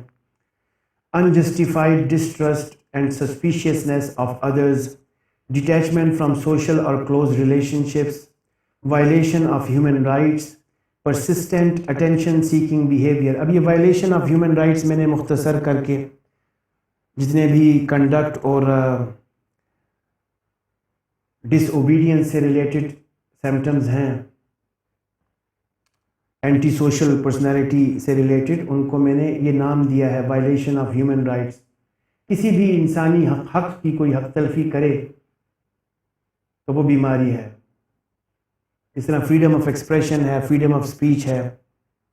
تو اگر آپ کو کوئی یہ کہے کہ نہیں تم نہیں بول سکتے، تمہیں بولنا نہیں چاہیے، تو یہ سمجھ لیجئے کہ اس شخص کو نفسیاتی بیماری ہے، وہ ہیومن رائٹس کو وائلیٹ کر رہا ہے۔ اسی طرح سے فریڈم آف ایسوسیشن ہے، گروہ بندی، یہ ایک ہیومن رائٹ ہے۔ اگر کوئی اس ہیومن رائٹ سے روکے تو جو روک رہا ہے وہ نفسیاتی مریض ہے بیچارہ۔ کسی بھی ہیومن رائٹ کی وائلیشن نفسیاتی مرض کی علامت ہے۔ تو persistent attention seeking behaviour, grandiosity, need for admiration and lack of empathy, inordinate preoccupation with being disapproved of, socially rejected or criticized, inordinate and chronic need to be taken care of, resulting in submissive, clinging behavior and a fear of separation or rejection. یہ دیکھ رہے ہیں آپ کہ کس طرح سے personality ڈس orders اس میں انکارپوریٹ ہو رہے ہیں۔ Extreme preoccupation with order, systematization کتنا ضروری ہے یہ دیکھیں۔ ایکسٹریم، جس طرح میرا ایک آرٹیکل ہے رشتوں اور تعلقات میں کمال کی تلاش لا حاصل ہے۔ Extreme preoccupation with order, systematization and organization to meet perfection. تو ہر چیز میں ڈینجرسلی پرفیکشن کا حصول رکھنا اور حصول کرنا، اس کی خواہش رکھنا، یہ بھی ایک نفسیاتی مرض ہے، کیونکہ پرفیکشن امتحان گاہ میں پاسبل نہیں ہے۔ اگر آپ دنیا کو دار ابتلا سمجھتے ہیں، آزمائش کی جگہ سمجھتے ہیں، اس زندگی کو وقتی سمجھتے ہیں، ٹیسٹیفیکیشن سمجھتے ہیں، تو پھر پرفیکشن نامناسب ہے، ناممکن ہے۔ اس کے بعد ایک بالکل نئی چیز ہے جو کہ DSM-5 میں نہیں ہے، اور انوائرمنٹل پرابلمز۔ سکون کے کلینکل ماڈل میں سائیکو سوشل ہیلتھ کے 8 ڈومینز ہیں، تو جتنے بھی سائیکو سوشل النیسز ہیں وہ بھی 8 ہیں، ان کے ڈومینز بھی 8 ہیں، لہٰذا کچھ انوائرمنٹل پرابلمز بھی میں نے انکارپوریٹ کی ہیں اپنے DSM میں۔ Less or no interest in understanding environmental and financial aspects of life. Less or no interest in understanding hygiene and nutrition. Deficiency in emotional intelligence. Deficiency in the struggle to generate sufficient income for self and dependence. یہ کتنا بڑا مرض ہے۔ کتنے لوگ آپ دیکھتے ہیں گھروں میں، محلوں میں، خواتین کام کر رہی ہیں اور مرد گھروں میں تشریف رکھتے ہیں بے روزگار، اور ہاتھ پر ہاتھ دھرے بیٹھے ہیں، تو نفسیاتی مریض ہیں سارے۔ جو بھی شخص جس میں یہ ڈیفیشنسی ہو، in the struggle to generate sufficient income for self and dependence, کہ اپنے ڈیپینڈنٹس کی بنیادی ضروریات پوری نہ کر سکے، اتنے پیسے نہ کما سکے کہ اس کی ڈیپینڈنٹس کی بنیادی ضروریات پوری ہوں، تو وہ نفسیاتی مریض ہے، نفسیاتی مریض ہے وہ۔ persistent unwillingness for the cleanliness and decoration of one's surrounding، اپنے گھر کو، اپنے محلے کو، اپنے آس پاس گرد و نواح کے علاقے کو صاف ستھرا نہ رکھنا اور گندا رکھنا، یہ بھی ایک نفسیاتی مرض ہے، انوائرمنٹل پرابلم کے زمرے میں آتا ہے۔ گھر کو خوبصورت نہ رکھنا نفسیاتی مسئلہ ہے، نفسیاتی مرض ہے۔ لہٰذا اگر آپ کسی کے دفتر میں تشریف لے جائیں اور وہاں پہ ٹیبل پر فائلوں کے انبار لگے ہوں اور ڈس آرگنائزڈ قسم کا کام نظر آ رہا ہو، صفائی ستھرائی کا خیال نہ ہو، تو جس طرح سے دیکھتے ہیں آپ اکثر پروفیسروں کے کمرے ڈس آرگنائزڈ، اور فائلیں اور کتابیں اور تھیسیز اور طرح طرح کی چیزیں آپ کو کباڑ کی صورت میں نظر آتی ہیں، اور آپ سمجھتے ہیں کہ یہ بندہ تو بہت دانشور ہے، خاک دانشور ہے، وہ نفسیاتی مریض ہے جو صفائی ستھرائی کا اور آرگنائزیشن کا خیال نہیں رکھ رہا، اس کا اتنا کام پینڈنگ ہے کہ ٹیبل پر پڑا ہوا ہے۔ کیوں پینڈنگ ہے؟ اگر وہ کام اس کی اہلیت سے زیادہ ہے تو اس کو فارغ کر دے، کسی اور کو وہ کام کرنے دے، اور اگر وہ خود کر سکتا ہے تو اس کو موقع پر نپٹائے اور اپنی ٹیبل کو صاف رکھے۔ اسی طرح آپ ڈیسک ٹاپس دیکھتے ہیں، لوگوں کی کمپیوٹرز کے ڈیسک ٹاپس آپ دیکھتے ہیں، ساری کی ساری فائلیں، ان کے شارٹ کٹس، ان کے لنکس آپ کو ڈیسک ٹاپ پہ ملتے ہیں۔ تو یہ اس بات کی علامت ہے کہ وہ نفسیاتی مریض ہے، جس کے ڈیسک ٹاپ پر فائلز کا انبار ہے اور بیچ میں سے جو بیک گراؤنڈ ہے وہ غائب ہے، بیک گراؤنڈ نظر ہی نہیں آ رہا، ساری کی ساری اوپر فائلیں اور فولڈر پڑے ہوئے ہیں، تو آپ دیکھتے ہی سمجھ جائیں کہ یہ بندہ نفسیاتی مریض ہے۔ سکون کلینکل ماڈل کے پرسپیکٹو میں یہ بندہ نفسیاتی مریض ہے اور انوائرمنٹل پرابلمز کا شکار ہے۔ اس کے بعد پھر ایک اور نئی چیز ہے، ریلیجس پرابلمز۔ لیس اور no interest in understanding one's religion appropriately, اپنے مذہب کو درست طریقے سے نہ سمجھنا ایک نفسیاتی مسئلہ ہے، ایک نفسیاتی بیماری ہے۔ Deficiency in religious intelligence, having illogical and invalid religious beliefs, being unaware of personal intentions about religious practices۔ جتنی بھی عبادات ہیں ان کے پیچھے جو نیات کار فرما ہے، جو انٹینشنز کار فرما ہے، اگر انسان ان انٹینشن سے آگاہ نہیں ہے تو نفسیاتی مریض ہے۔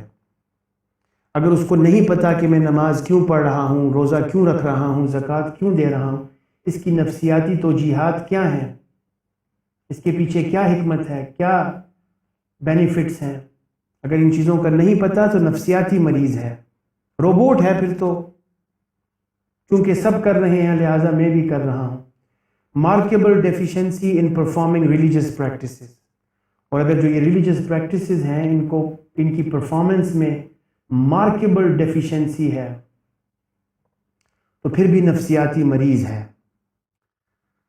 اس کے بعد اگلا ڈومین جو ہے وہ مورل پرابلمز کا ہے، جو کہ کافی حد تک نیا ہے۔ کلسٹر اے اور بی اس میں نئے ہیں، اور کلسٹر سی جو ہے وہ جینڈر ڈسفوریا کو ریپریزنٹ کر رہا ہے۔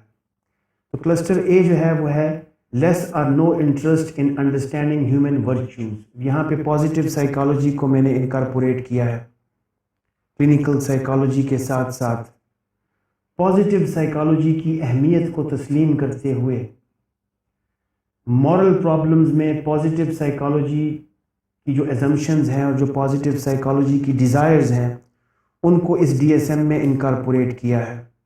لیس اور no interest in understanding human virtues, اگر اس کسی انسان کو اپنی اعلیٰ انسانی اقدار سے کما حقہ آگاہی نہیں ہے کہ اچھا انسان کون ہوتا ہے، اچھی انسانی اخلاقیات کیا ہوتی ہیں، تو وہ نفسیاتی مریض ہے، جس کو ایتھکس کا ہی نہیں پتہ، ویلیوز کا ہی نہیں پتہ، ورچوز کا ہی نہیں پتہ، تو وہ تو قرآن پاک کی روشنی میں بھی نفسیاتی مریض بلکہ چوپایوں سے بھی بدتر ہے بیچارہ۔ وہ تو انسان ہی نہیں ہے، جس کو انسانی اقدار کا علم نہیں ہے وہ انسان ہی نہیں ہے۔ Deficiency in moral intelligence, being unaware or less aware of human virtues and values, markable deficiency in enhancing humanistic virtues in one's character۔ جو شخص اپنے مکارم اخلاق پر توجہ نہیں دے رہا، اپنی ویلیوز کی بڑھوتی اور انہینسمنٹ پر، اپنی اخلاق سازی پر، اپنی کردار سازی پر جو شخص توجہ نہیں دے رہا وہ نفسیاتی مریض ہے۔ پھر جینڈر ڈسفوریا کا ایک سمپٹم ہے strong and persistent irritation due to the apparent or assigned gender and demonstration of a persistent identification with the opposite sex. یہ بھی ایک نفسیاتی مسئلہ ہے۔ اس کے بعد آخر میں جو 8واں ڈومین ہے وہ ہے اسپریچول پرابلمس کا، اور یہ بھی نیا ہے، بالکل ورژن ہے، نیا ہے۔ ڈی ایس ایم 5 میں اس کا کوئی تذکرہ آپ کو نہیں ملے گا، اور سکون کلینکل ماڈل کے پرسپیکٹو میں یہ ہیں نفسیاتی بیماریاں۔ لیس اور no interest in understanding one's spirituality, روحانیت سے دلچسپی نہ رکھنا نفسیاتی مرض ہے۔ Deficiency in spiritual intelligence, deficiency in the struggle to purify oneself and attain self transcendence, تزکیہ نفس نہ کرنا یا کرنے میں دلچسپی نہ رکھنا نفسیاتی مرض ہے۔ نفسیاتی بیماری ہے؟ کتنوں کو ہے؟ آپ اندازہ لگائیے. اس میں جو کلسٹر ایز ہیں اس میں سارے ہی شامل ہو جاتے ہیں، سارے ہی نفسیاتی مریض ہیں الا ماشاء اللہ. دنیا نفسیاتی مریضوں سے بھری پڑی. DSM-5 کے مطابق دنیا کی کم از کم 50% آبادی نفسیاتی مسائل کا شکار ہے. اور سکون کے DSM ڈائگنوسیز ان سکون ماڈل DSM کے مطابق دنیا کی 99.99% آبادی جو ہے وہ نفسیاتی مریض ہے.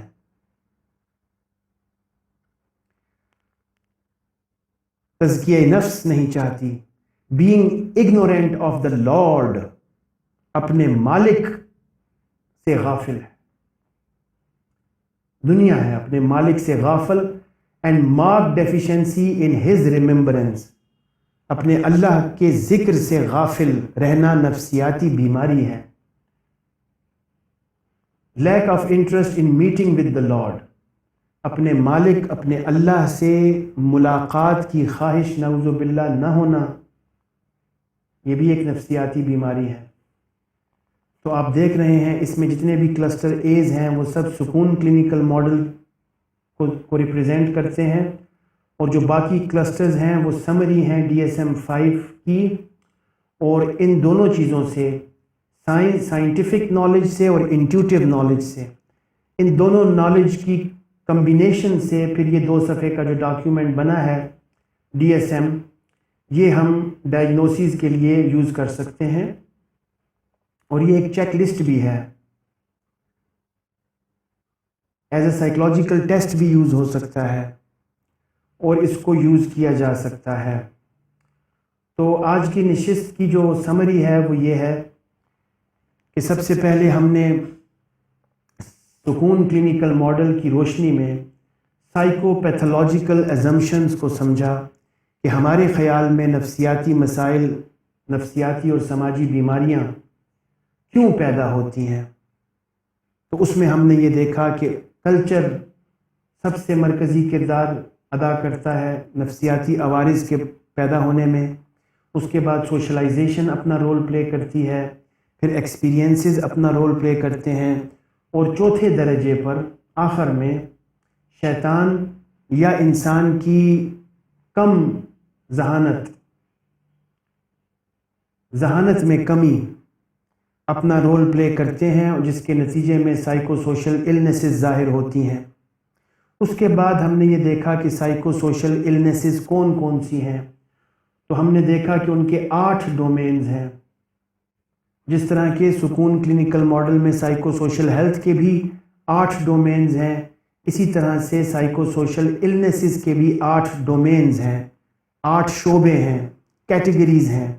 ان میں سیکشول پرابلمز ہیں، ایموشنل پرابلمز ہیں، کوگنیٹیو پرابلمز ہیں، سوشل پرابلمز ہیں، انوائرمنٹل پرابلمز ہیں، ریلیجس پرابلمز ہیں، مورل پرابلمز ہیں، اور اسپریچول پرابلمز ہیں. پھر اس کے بعد ہم نے اپنی ایک چیک لسٹ کو دیکھا کہ جو DSM ہم نے وضع کیا ہے سکون کلینکل ماڈل میں، وہ ایک چیک لسٹ بھی ہے، اور اس میں کسی بھی باکس پر چیک لگ جانا نفسیاتی بیماری کو ظاہر کرتا ہے. اور اس میں جتنے بھی کلسٹر ایز ہیں 8 کے 8 ڈومینز میں، جو کلسٹر ایز ہیں وہ سکون کلینکل ماڈل کو ریپریزنٹ کرتے ہیں، اور جو باقی کلسٹرز ہیں وہ سمری ہیں DSM-4 اور DSM-5. اسپیشلی DSM-5 کی سمری ہے، اور DSM-5 کے جو لیبلز ہیں وہ بھی ساتھ میں اس ڈاکیومنٹ میں بتائے گئے ہیں. یہ تھا ہمارا آج کا ایک خاکہ، جس میں کہ ہم نے سائیکو پیتھولوجی کو سکون کلینکل ماڈل کی روشنی میں ظاہر کیا. اور اب آپ لوگوں کی ذمہ داری ہے سکون سائیکو تھراپسٹ کہ وہ اس ڈاکیومنٹ کو اور اس ڈائگنوسیس کو کتنے اچھے طریقے سے استعمال کرتے ہیں. تو آپ نے موقع پر ڈائگنوسس کرتے وقت سب سے پہلے تو وہ جو پیراگراف ہے ہمارا ایک مضمون انسان کی ذہنی اور نفسیاتی صحت سے متعلقہ عقائد پر قرآنی حوالہ جات، اس کا جو پہلا پیراگراف ہے، سب سے پہلے تو اس کو ذہن میں رکھنا ہے۔ وہ بنیادی بیلیفز ہیں، ان کو ذہن میں رکھ کر پھر آپ نے اپنے کلائنٹ سے مسئلے کی نوعیت دریافت کرنی ہے، جو اس کی چیف کمپلینٹ ہے۔ چیف کمپلینٹ جب کلائنٹ آپ کو بتا دے گا تو پھر آپ کے لیے آسانی ہوگی کہ ان 8 ڈومینز میں سے وہ چیف کمپلینٹ کس ڈومین میں فٹ ان ہوتی ہے۔ تو جس ڈومین میں وہ فٹ ان ہوتی ہے اس کے سمپٹمز پھر آپ اس سے مزید استفسار کر سکتے ہیں اور اس طرح سے پھر ڈائگنوز کر سکتے ہیں۔ اور ڈائگنوز کر کے لیبل آپ کیا کریں گے؟ لیبل آپ نے کرنا ہے the person is diagnosed with sexual problems, the person is diagnosed with cognitive problems۔ بس یہ ہے آپ کا، یہ ایک جو یعنی کہ آپ یہ کہہ سکتے ہو کہ سکون کے ڈی ایس ایم میں ٹوٹل 8 ڈس آرڈرز ہیں، ان 8 میں سے کسی ایک میں آپ نے لیبل کر دینا ہے۔ 2 میں بھی کر سکتے ہیں، 3 میں بھی کر سکتے ہیں، 8 کے 8 میں بھی کر سکتے ہیں۔ The client is having sexual problems. The client is diagnosed with sexual problems. Or the client is diagnosed with sexual and emotional problems. تو 2 ڈس آرڈرز آپ نے اس میں ڈائگنوز کر دیے، 2 نوعیتیں۔ تو باقی ہمارا کنسرن نہیں ہے کہ اس کو ہم کوڈنگ دیں، کوڈنگ ہمارا کنسرن نہیں ہے۔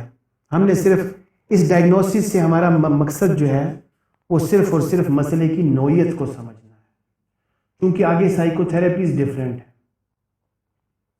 جو ویسٹرن سائیکو تھراپیز ہیں وہ تو فار ایگزامپل ایک بندہ اگر سی بی ٹی پریکٹس کرتا ہے تو ڈی ایس ایم میں جو 257 امراض ہیں تو سب میں وہ سی بی ٹی ہی دے گا۔ ہم ایسا نہیں کرتے، ہمارے پاس 8 ڈفرینٹ برانڈز ہیں سائیکو تھراپیز کی، 8 ڈفرینٹ برانڈز ہیں۔ تو اس سلسلے میں سائیکو تھراپی دینے کے سلسلے میں ہمیں ڈومین کی آئیڈینٹیفیکیشن ضروری ہے کہ مسئلے کی نوعیت کیا ہے۔ تو نوعیت اگر سیکچول ہے تو سائیکو تھراپی ڈفرینٹ ہے، نوعیت اگر ایموشنل ہے تو سائیکو تھراپی ڈفرینٹ ہے، نوعیت اگر کگنیٹو ہے تو سائیکو تھراپی ڈفرینٹ ہے، نوعیت اگر اسپریچول ہے تو سائیکو تھراپی ڈفرینٹ ہے۔ پھر ہم different psycho therapeutic techniques use کرتے ہیں۔ لہٰذا جو ڈائگنوسس سے ہمارا مقصد ہے کہ ہم کیوں ڈائگنوسس کرتے ہیں، ہم ڈائگنوسس صرف اس لیے کرتے ہیں کہ ہمیں ان 8 ڈومینز میں سے چیف ڈومین کا پتہ چل جائے کہ کلائنٹ کے مسئلے کی نوعیت کیا ہے، کیا نوعیت سیکچول ہے، نوعیت ایموشنل ہے، نوعیت جو ہے وہ روحانی ہے۔ تو جب نوعیت کا ہمیں پتہ چلے گا اس کے بعد ہم پھر اپنا پلان آف ایکشن بنائیں گے، کورس آف ایکشن ڈیزائن کریں گے کہ اب اس پہ کون سی سائیکو تھراپی ہم لگائیں گے۔ تو جو سائیکو تھراپی لگانے کے لیے ہمیں یہ ڈائگنوسس ضروری ہے مسئلے کی نوعیت تک پہنچنے کے لیے۔ اس کے بعد ہمارا غم غرض نہیں ہے کہ وہ بچپن میں کیسا تھا اور کون کون سی چیزیں، ان چیزوں میں ہم اپنا ٹائم ویسٹ نہیں کریں گے کہ اس کی پاسٹ ہسٹری کیا تھی اور وہ کب سے شروع ہوا تھا اور اس کا آن سیٹ کیا ہے اور اس کی کانسیکوینسز کیا ہوں گے اور پروگنوسس کیا ہوگا۔ پروگنوسس ہمارے پاس انشاءاللہ حتمی یہی ہوگا۔ ہم اگر اچھا پروگنوسس نہیں دے سکتے تو پھر ہمیں سائیکو تھراپی ہی چھوڑ دینی چاہیے۔ ان میں سے کوئی بھی کسی بھی ڈومین کا اگر پرابلم ہوگا، کوئی بھی سائیکو سوشل النس کلائنٹ کو ہوگی تو انشاءاللہ تعالی العزیز اللہ تعالیٰ کے فضل و کرم سے ہم زیادہ سے زیادہ 3 سیشنز میں اس کے مسئلے کو ختم کر دیں گے۔ موسٹ آف دا ٹائمز تو ایک ہی سیشن میں ختم کر دیں گے اگر کلائنٹ سمجھدار ہے تو۔